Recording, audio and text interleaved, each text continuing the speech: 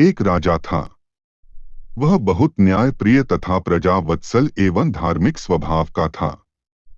एक दिन राजा अपने शयन कक्ष में विश्राम कर रहे थे, तभी उन्हें उन्हीं के राज्य का जादुई पेड़ का स्वप्न आया। हे राजन, मैं तुम्हारे राज्य का एक वृद्ध जादुई पेड़ हूँ। मैं तुमसे बहुत ही प्रसन्न हूँ। मैं तुम्हें और तुम्हारे प्रजा को उपहार के तौर पर कुछ देना चाहता हूँ। बस शर्त यह है कि दिन ढलने से पहले तुम सबको मुझ तक पहुंचना होगा। अगले दिन सारे नगर में ढिंढोरा पिटवा दिया कि कल सभी पहाड़ के नीचे मेरे साथ पहुंचे, वहां भगवान आप सबको दर्शन देंगे। दूसरे दिन राजा अपने समस्त प्रजा और स्वजनों को साथ लेकर पहाड़ी की ओर चलने लगा। चलते चलते रास्ते में एक स्थान पर तांबे के सिक्कों का पहाड़ दिखा। प्रजा में से कुछ लोग उस ओर भागने लगे।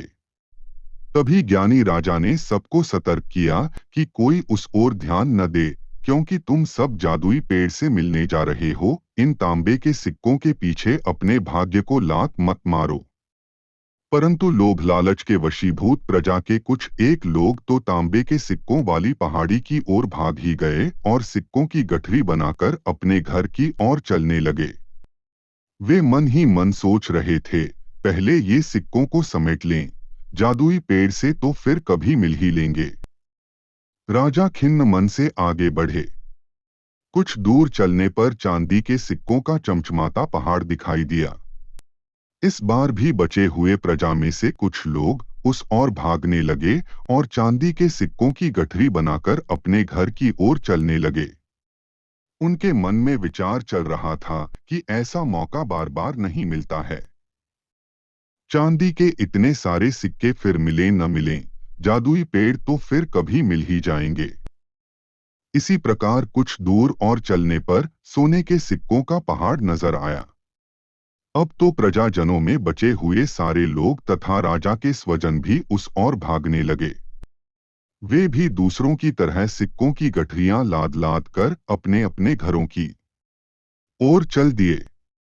अब केवल राजा और रानी ही शेष रह गए थे।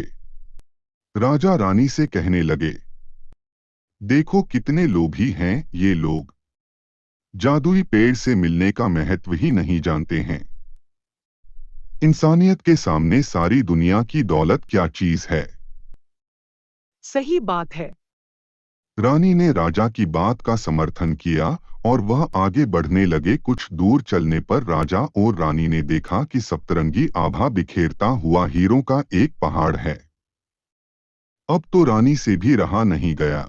हीरों के आकर्षण में वह भी दौड़ पड़ी और हीरों की गठरी बनाने लगी। यह देख राजा को अत्यंत ही ग्लानि और विरक्ति हुई। बड़े दुखद मन से राजा अकेले ही आगे बढ़ते गए। वहां सचमुच जादुई पेड़ खड़ा था और उनका इंतजार कर रहा था। राजा को देखते ही बूढ़ा पेड़ मुस्कुराया और पूछा, कहाँ है तुम्हारे प्रजा और तुम्हारे प्रियजन?